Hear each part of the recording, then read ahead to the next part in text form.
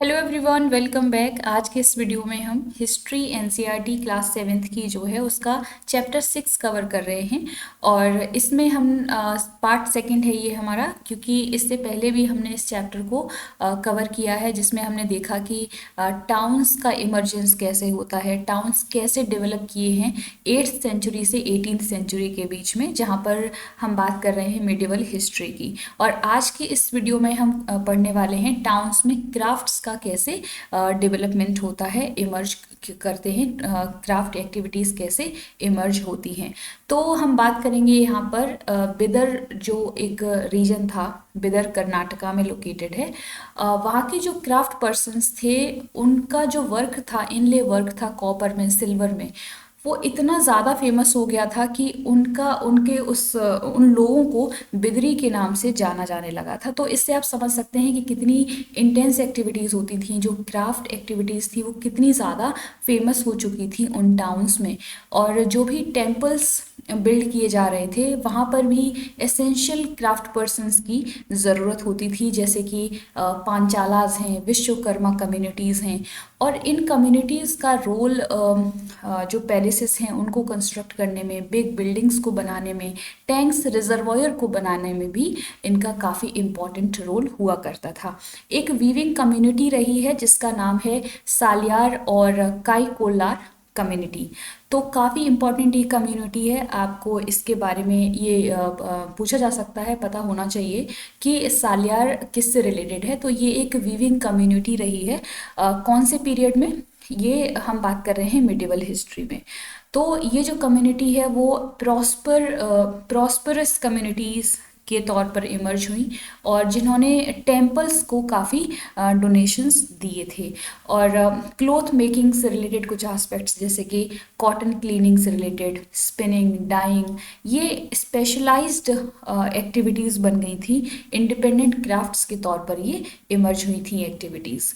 अब यहाँ पर हम बात करेंगे 3 इम्पॉर्टेंट टाउन्स की, हम्पी, मसूलीपट्टनम एंड सूरत, जो कि मिडिवल हिस्ट्री में ये डेवलप हुए थे। और आप जान सकते हैं कि जो मिडिवल हिस्ट्री का पीरियड है और जो अर्ली मॉडर्न पीरियड है, जहाँ पर हम बात करेंगे ईस्ट इंडिया कंपनी की, तो वहाँ पर ये जो टाउन्स हैं वो डेवलप किए थे। सबसे पहले बात करते हैं हम्पी की। हम्पी कहाँ पर लोकेटेड है आज की डेट में, तो ये भी पता होना चाहिए। ये कृष्ण तुंगभद्रा जो रीजन है, बेसिन है, वहाँ पर लोकेटेड है। हम्पी कर्नाटका में लोकेटेड है बेसिकली। और ये विजयनगर एम्पायर जो रहा 1336 एडी में, जो इस्टेब्लिश किया गया था, उसका एक न्यूक्लियर हम कह सकते हैं, न्यूक्लियस कह सकते हैं, यानी कि सेंट्रल सिटी रही, सेंट्रल टाउन रहा। विजयनगर एम्पायर की कैपिटल सिटी रही है हम्पी। यहाँ पे जो र्यून्स मिले हैं, हम्पी में जो रिमेन्स मिले हैं, वो ये बताते हैं कि ये एक वेल फोर्टिफाइड सिटी थी, यानी कि इस सिटी को चारों तरफ से कवर किया गया था, फोर्टिफाई किया गया था। यहाँ पर जो कंस्ट्रक्शन हुआ है, इसमें किसी भी तरीके का कोई मोर्टार या फिर कह सकते हैं कि सीमेंटिंग एजेंट को यूज़ नहीं किया गया है। तो अगर आप बात करते हैं आर्किटेक्चर की हम्पी में, तो वहाँ पर ये एक इम्पॉर्टेंट पॉइंट हो सकता है। या फिर आपके एग्ज़ाम में, प्रीलिम्स में, जब भी आप यूपीएससी या फिर पीसीएस एग्ज़ाम की तैयारी कर रहे हैं, तो वहाँ पर ये स्टेटमेंट के फॉर्म में क्वेश्चन पूछा जा सकता है, जो विजयनगर एम्पायर का जो आर्किटेक्चर है उससे रिलेटेड। हम्पी में मोर्टार को यूज़ नहीं किया गया है। और जो यहाँ का आर्किटेक्चर है वो काफ़ी डिस्टिंक्टिव है, यानी कि काफ़ी अलग तरीके का आर्किटेक्चर हम्पी में देखने को मिलता है। जो बिल्डिंग्स हैं रॉयल कॉम्प्लेक्सेस में, उसमें आपको आर्चेस देखने को मिलेंगी, डोम्स, पिलर्ड हॉल्स, जो कि मिडिवल आर्किटेक्चर की काफ़ी इम्पॉर्टेंट ये विशेषताएं हैं। और हम्पी एक कमर्शियल सेंटर भी रहा है, यहाँ पर कल्चरल एक्टिविटीज़ भी होती थी। कई ट्रेडिंग ग्रुप्स थे जो यहाँ पर मार्केट में आते थे, अपने प्रोडक्ट्स को यहाँ पर बेचते थे, खरीदते थे। इस तरीके की जो ट्रेडिंग एक्टिविटीज़ थी उनमें इन्वॉल्व थे, जैसे कि मुस्लिम मर्चेंट्स हैं, चेटीज़, एजेंट्स ऑफ यूरोपियन ट्रेडर्स, और पोर्तुगीज़ भी हम्पी के मार्केट में ट्रेड करते थे। टेम्पल्स जो रहे हम्पी के, वो हब हुआ करते थे कल्चरल एक्टिविटीज़ के। यहाँ पर देवदासीज एक टर्म है, देवदासीज, जो कि टेम्पल डांसर्स हुआ करती थी। और वो हम्पी का एक फेमस टेम्पल है Virupaksha temple. Virupaksha form of Shiva को कहा जाता है। तो विरूपाक्ष भगवान की पूजा होती थी और इनके इनकी जो ये डीटी हैं, इनकी जो स्टैच्यू होती थी उनके सामने देवदासीज डांस किया करती थी। इस तरीके की कल्चरल एक्टिविटीज़ का हब माने जाते हैं यहाँ के टेम्पल्स। और हम्पी में मिडिवल पीरियड में महानवमी फेस्टिवल को सेलिब्रेट किया जाता था। और हम्पी का डिक्लाइन शुरू हो गया था 1565 में, जब विजयनगर एम्पायर को डिफीट कर देते हैं कौन, डेक्कनी सुल्तान्स। कौन कौन से थे डेक्कनी सुल्तान्स? रूलर्स थे गोलकोंडा के, बीजापुर के, अहमदनगर, बेरार एंड बिदर। तो यहाँ पर आप इमेज को देख सकते हैं कि अगर हम मैप में लोकेट करें, हम्पी को देखें, तो हम्पी कर्नाटका में लोकेटेड सिटी है, टाउन है। और यहाँ पर ये जो कृष्ण तुंगभद्रा बेसिन है वहाँ पर लोकेटेड है। और यहाँ पर इस तरीके का आर्किटेक्चर देखने को मिलता है, जिसमें डोम्स आपको देखने को मिलेंगे, आर्चेस देखने को मिलती हैं। अब हम बात करेंगे सेकंड टाउन की, जो कि जिसका नाम है सूरत, जिसको वेस्ट का गेटवे माना जाता है। सूरत कहाँ पर लोकेटेड है? गुजरात का इम्पॉर्टेंट टाउन है, रहा है मिडिवल पीरियड का। और ये एक एम्पोरियम था वेस्टर्न ट्रेड का during the Mughal period. Emporium का क्या मतलब है? ये टर्मिनोलॉजी एनसीईआरटी में मेंशन की गई है। एम्पोरियम एक ऐसा प्लेस हुआ करता था जहाँ पर जो अलग अलग डाइवर्स प्रोडक्शंस होते थे अलग अलग जगह से, उस प्रोडक्शन को लाया जाता था इस प्लेस पर और यहाँ पर बेचा जाता था, खरीदा जाता था। तो इस तरीके का जो सेंटर है उसको एम्पोरियम बोला जा रहा है। तो सूरत उस टाइम पर मुगल पीरियड में एम्पोरियम रहा वेस्टर्न ट्रेड का, कैम्बे और अहमदाबाद के साथ साथ। सूरत जो है गेटवे है ट्रेड के लिए with west Asia via the gulf of Hormuz and Surat. Gulf of Hormuz आप लोगों के लिए टास्क है कि आप लोग मैप में इसको देखिए कि गल्फ ऑफ ऑर्मुज, जिसको हॉर्मुज के नाम से जाना जाता है, वो कहाँ पर लोकेटेड है। तो इसी गल्फ के थ्रू वेस्ट एशिया के साथ जो इंडिया का ट्रेड होता था, उसके लिए गेटवे माना जाता है सूरत को। और सूरत को गेट टू मक्का भी बोला जाता है। मक्का मदीना में जाने के लिए इसी रास्ते से पिलग्रिम्स जाया करते थे, उनके शिप इस पोर्ट पर रुका करते थे, यहाँ से ही रास्ता था, इसलिए इनको गेट टू मक्का भी बोला जाता है। किसको? सूरत को। 17वीं सेंचुरी में कई जो यूरोपियन पावर्स थी जैसे कि पोर्तुगीज, डच, इंग्लिश, उन्होंने अपनी फैक्ट्रीज को यहाँ पर इस्टेब्लिश किया था, वेयर हाउसेस बनाए थे, जहाँ पर उनका जो भी वो बेचते खरीदते थे उनको यहाँ पर, उन सामान को यहाँ पर रखा करते थे। कहाँ पर? सूरत में। तो 17वीं सेंचुरी में सूरत एक इम्पॉर्टेंट टाउन के तौर पर इमर्ज हुआ था। एक इंग्लिश क्रॉनिकलर हैं, ट्रेवलर हैं, जिनका नाम है ओविंगटन। उन्होंने इस पोर्ट के बारे में लिखा है, 1689 का उनका ये अकाउंट है। उसमें बताते हैं कि ऑन एन एवरेज देखा जाए तो अलग अलग कंट्री से 100 कंट्रीज ऐसी हैं जिनके जो पोर्ट हैं वो जिनके जो शिप हैं वो इस पोर्ट पर रुका करते थे, ऐसा माना जाता है। ऐसा इन्होंने बताया है। किसने? ओविंगटन ने। टेक्सटाइल्स जो थी सूरत की वो बहुत ज़्यादा फेमस थी अपने जरी वर्क के लिए। जो लेस गोल्ड बॉर्डर्स होते हैं, ये जो वर्क होता है टेक्सटाइल पर, उसके लिए सूरत बहुत ज़्यादा फेमस था। और जो इसका मार्केट है वो कहाँ कहाँ पर देखने को मिलता है? वेस्ट एशिया में, यूरोप, अफ्रीका में। तो आप समझ सकते हैं कि इंडिया उस टाइम पर कितनी प्रॉस्परस कंट्री रही है, कितनी इंटेंस ट्रेडिंग एक्टिविटीज़ चल रही थी इंडिया की अदर कंट्रीज़ के साथ, वेस्ट एशिया के साथ, यूरोप के साथ एंड अफ्रीका के साथ। और जो सूरत है, यहाँ पर कई रेस्ट हाउसेस भी बनाए गए थे क्योंकि ट्रेडर्स आ रहे थे ऑल ओवर दी वर्ल्ड से, तो उनके लिए, उनके रुकने के लिए यहाँ पर रेस्ट हाउसेस बनाए गए थे। कुछ ट्रेडिंग कम्युनिटीज़ हैं जैसे कि जो नेटिव ट्रेडिंग कम्युनिटी हैं, जैसे कि काठियावाड़ सेठ हुआ करते थे और जिनको महाजन के नाम से भी जाना जाता था, उनके बैंकिंग हाउसेस होते थे सूरत में। तो उस तरीके से आप यहाँ पर समझ सकते हैं कि ट्रेडिंग एक्टिविटीज़ हो रही थी, मनी एक्सचेंज का काम हो रहा था यहाँ पर। हुंडी एक टर्म है, हुंडी क्या होती है? हुंडी टर्म से रिलेटेड एक क्वेश्चन यूपीएससी में ऑलरेडी पूछा जा चुका है। हुंडी एक नोट रिकॉर्डिंग होती है।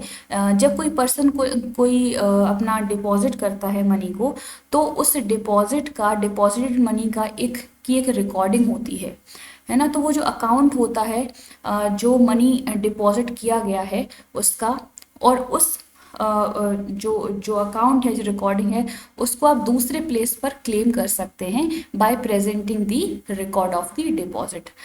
तो इस तरीके का जो नोट होता है, जो रिकॉर्ड है, उसको ही हुंडी बोला जाता है। इम्पॉर्टेंट टर्म है, आप लोग इसको ज़रूर याद रखिए। सूरत का जो डिक्लाइन है वो 17वीं सेंचुरी के एंड में आते आते शुरू हो गया था डिक्लाइन सूरत का, और इसके पीछे के कई रिस्पॉन्सिबल फैक्टर्स माने जाते हैं। जैसे कि क्योंकि 17वीं सेंचुरी के एंड में मुगल एम्पायर का डिक्लाइन होना शुरू हो गया था, डिक्लाइन हो गया था, तो जो पेट्रोनाइज कर रहे थे रूलर्स जो ट्रेडिंग एक्टिविटीज़ को, जो प्रोडक्शन हो रहा था वो प्रोडक्शन कम हो गया, मार्केट का लॉस हुआ यहाँ पर। और जो सेकंड फैक्टर ये है कि जो पोर्तुगीज़ हैं उन्होंने सी रूट्स पर कंट्रोल कर लिया था।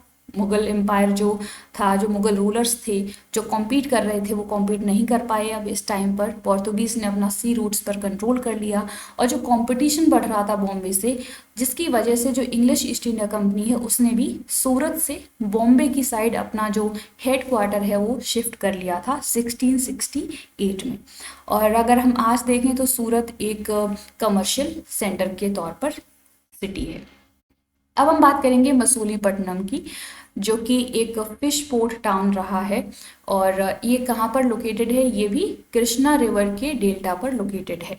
17th सेंचुरी में मसूलीपट्टनम की क्या स्टेटस है, इसको देखेंगे यहाँ पर।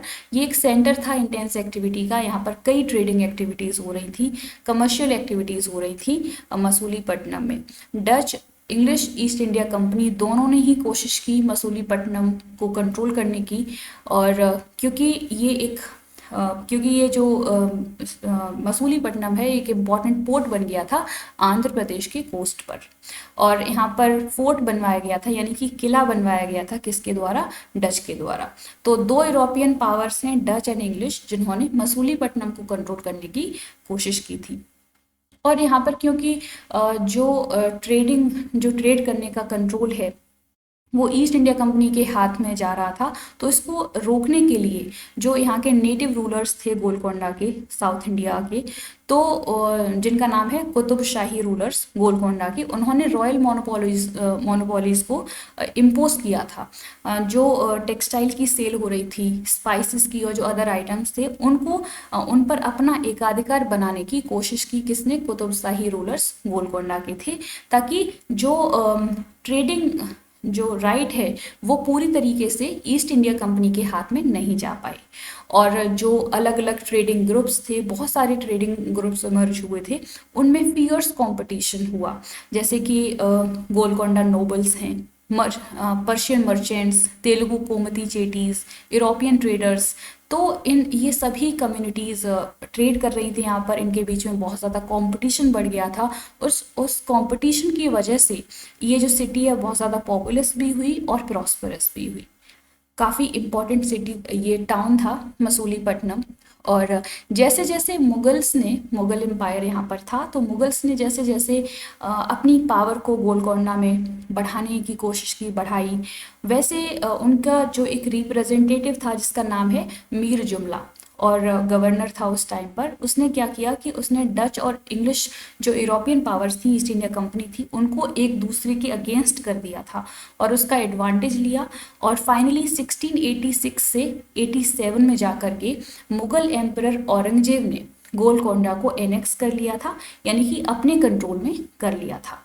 और यही एक रीजन था कि जब इंग्लिश ईस्ट इंडिया कंपनी को ऐसा लगा कि जो ये मसूलीपट्टनम वाला रीजन है, तो गोलकोंडा वाला जो रीजन है उसको एनेक्स कर लिया जा चुका है, तो अब उनको ऑल्टरनेटिव्स की तरफ देखने की ज़रूरत है, क्योंकि अब यहाँ पर जो उनकी ट्रेडिंग एक्टिविटीज़ हो रही हैं इन पर कंट्रोल किसका हो चुका है, मुगल एम्परर का हो चुका है। तो उन्होंने ऑल्टरनेटिव्स को देखना शुरू कर दिया था, और ये जो स्टेप था वो इंग्लिश ईस्ट इंडिया कंपनी की न्यू पॉलिसी का ही पार्ट था, क्योंकि अब ये समझ में आ चुका था इंग्लिश ईस्ट इंडिया कंपनी को कि केवल जो प्रोडक्शन सेंटर्स हैं उनसे कनेक्शन रखना ही सफिशिएंट नहीं है, इनफ नहीं है। उनको अगर कंट्रोल करना है ट्रेडिंग एक्टिविटीज़ पर, तो इसके लिए उनको पॉलिटिकल, एडमिनिस्ट्रेटिव एंड कमर्शियल जो रोल है उनको कंबाइन करने की ज़रूरत है, और उन पर भी अपना कंट्रोल बनाने की ज़रूरत है। और इसीलिए अपनी नई पॉलिसी के तहत जो इंग्लिश ईस्ट इंडिया कंपनी है उसने बॉम्बे की तरफ, कैलकाटा एंड मद्रास की तरफ मूव करना शुरू कर दिया था, और जिसकी वजह से जो मसूलीपट्टनम पर उनका जो कंट्रोल था वो कम हो गया था, और मसूलीपट्टनम में जो मर्चेंट्स आते थे, जो प्रॉस्पेरिटी थी वो भी ख़त्म हो गई थी, और 18th सेंचुरी तक आते आते मसूलीपट्टनम का भी डिक्लाइन देखने को मिलता है यहाँ पर। अब हम बात करेंगे न्यू टाउन्स एंड ट्रेडर्स की। तो 16 से 17th सेंचुरीज़ में जो यूरोपियन कंट्रीज़ हैं, जो यूरोप में, वेस्ट एशिया में जो कंट्रीज़ हैं, वो स्पाइसेस एंड टेक्सटाइल्स की सर्च कर रही थी। उनको इन प्रोडक्ट्स की, इन आइटम्स की ज़रूरत थी अपने मार्केट के लिए, और क्योंकि ये जो स्पाइसेस हैं, टेक्सटाइल्स हैं, वो यूरोप एंड वेस्ट एशिया दोनों में ही पॉपुलर हो चुकी थी। इंग्लिश ने, डच ने, फ्रेंच ने अपनी ईस्ट इंडिया कंपनीज इस्टेब्लिश की ताकि अपनी जो कमर्शियल एक्टिविटीज़ हैं उनको ईस्ट में बढ़ाया जा सके, और इंडिया उस टाइम पर एक ऐसी कंट्री थी जो स्पाइसेस में भी और टेक्सटाइल्स में रिच थी। तो उनका इधर ये दोनों ही जो प्रोडक्ट्स, जो ये स्पाइसेस, टेक्सटाइल्स थे, उनको, यानी कि जो यूरोपियन कंट्रीज़ हैं उनको अट्रैक्ट कर रही थी, और जिसकी वजह से वो इंडिया में आते हैं ट्रेड करने के लिए। इनिशियली जब ये ट्रेडर्स आए इंडिया में, तो जो इंडिया के नेटिव ट्रेडर्स थे, जैसे कि मुल्ला अब्दुल गफूर, वीरजी वोरा, जिनका एक लार्ज नंबर ऑफ शिप्स पे बहुत ज़्यादा कंट्रोल था, उन्होंने इनके साथ कॉम्पीट किया, कोशिश की इनको रोका जाए ताकि इनका कंट्रोल ना बढ़े इंडियन ट्रेड पर। और लेकिन जो यूरोपियन कंपनीज थी उनके पास उनकी जो नेवल पावर थी वो बहुत ज़्यादा स्ट्रॉन्ग थी, जिसका उनको एडवांटेज मिलता है इन सी ट्रेड को कंट्रोल करने के लिए, और वो सक्सेसफुल भी होते हैं। अल्टीमेटली जाकर के बाद में जो इंग्लिश ईस्ट इंडिया कंपनी है, इंग्लिश जो ट्रेडिंग ग्रुप था, वो इमर्ज होते हैं as a most successful commercial and political power in Indian subcontinent. और जैसे जैसे टेक्सटाइल्स की डिमांड बढ़ रही थी यूरोपियन मार्केट में, वेस्ट एशिया के मार्केट में, वैसे वैसे जो इंडिया की जो क्राफ्ट्स एक्टिविटीज़ थी उनका भी एक्सपेंशन होता है, जैसे स्पिनिंग है, वीविंग है, ब्लीचिंग, डाइंग, ये सभी क्राफ्ट एक्टिविटीज़ बहुत ज़्यादा बढ़ गई थी इंडिया में। इंडियन जो टेक्सटाइल डिज़ाइंस हैं वो काफ़ी रिफाइंड हो चुकी थी इस टाइम पर आते आते, लेकिन ये वो पीरियड था हिस्ट्री का जहाँ पर आपको जो क्राफ्ट्स पर्सन हैं उनकी इंडिपेंडेंस में डिक्लाइन भी देखा गया है। क्राफ्ट एक्टिविटीज़ बढ़ रही हैं अलग अलग, जैसे कि स्पिनिंग, वीविंग, ब्लीचिंग, लेकिन इसके साथ साथ जो क्राफ्ट पर्सन हैं उनकी इंडिपेंडेंस कम हो रही है, क्योंकि अब इन लोगों ने यूरोपियन जो पावर्स थी, जो यूरोपियन पीपल थे, उनके साथ जो वर्क करना शुरू किया वो एक सिस्टम ऑफ एडवांसेस के बेसिस पर वर्क करना शुरू किया था। ये क्या था सिस्टम ऑफ एडवांसेस?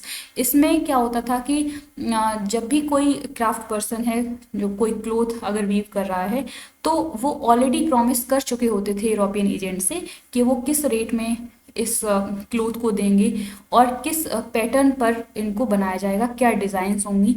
तो जो उनकी जो इंडिपेंडेंस थी, जो उनकी लिबर्टी थी काम करने की या फिर अपने प्रोडक्ट्स को बेचने की, वो ख़त्म हो चुकी थी, क्योंकि वो ऑलरेडी एक प्रॉमिस कर चुके थे एडवांस में, और उसी के बेसिस पर उनको वर्क करना होता था। इस तरीके से जो वीविंग कम्युनिटी थी उनकी इंडिपेंडेंस को यहाँ पर ख़त्म होते हुए देखा गया है इस टाइम पीरियड में।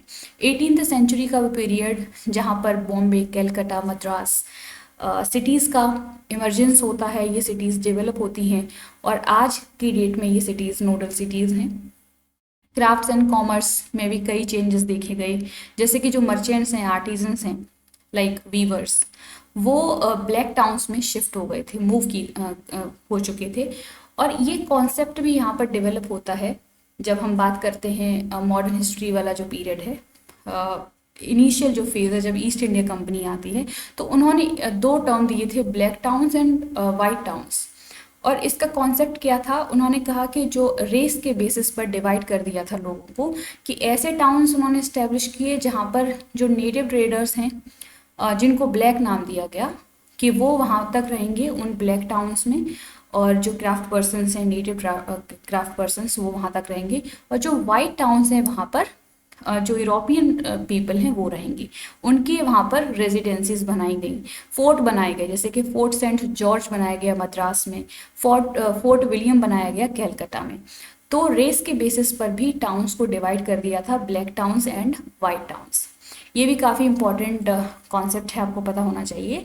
So this is all about this chapter. यहाँ पर ये चैप्टर ख़त्म होता है। होपफुली आपको ये चैप्टर समझ में आया होगा। हमने दो पार्ट में इस चैप्टर को कवर किया है, जिसमें हमने समझा कि टाउन्स का जो इमर्जेंस है वो कैसे होता है, यहाँ पर ट्रेडिंग एक्टिविटीज़ कौन कौन सी हो रही हैं, कौन कौन से ट्रेडिंग ग्रुप्स थे, गिल्ड्स बनाए गए थे, है ना, और क्राफ्ट पर्सन्स कौन कौन से हुआ करते थे, किस तरीके से उनके बीच में कंपटीशन था, जिसकी वजह से नए नए टाउन्स का भी इमर्जेंस होता है, डेवलप करते हैं।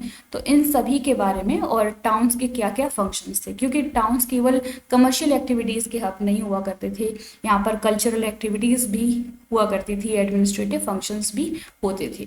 सो आई होप आपको ये चैप्टर समझ में आया होगा। आपको ये वीडियो कैसे लगी, अपना फीडबैक कमेंट बॉक्स में ज़रूर दीजिए। अगर वीडियो पसंद आती है तो प्लीज़ इसको लाइक करें, शेयर करें एंड सब्सक्राइब करें हमारा चैनल निधि यादव एजुकेशन। मिलते हैं अगले वीडियो में विद अनदर चैप्टर, जो कि हमारा चैप्टर 7th होने वाला है, इसी क्लास का, जो 7th क्लास की एनसीईआरटी है हिस्ट्री की, उसका। तो उसको नेक्स्ट वीडियो में हम समझने की कोशिश करेंगे। इसी तरीके से पढ़ते रहिए, अपना ख्याल रखिए। Thank you.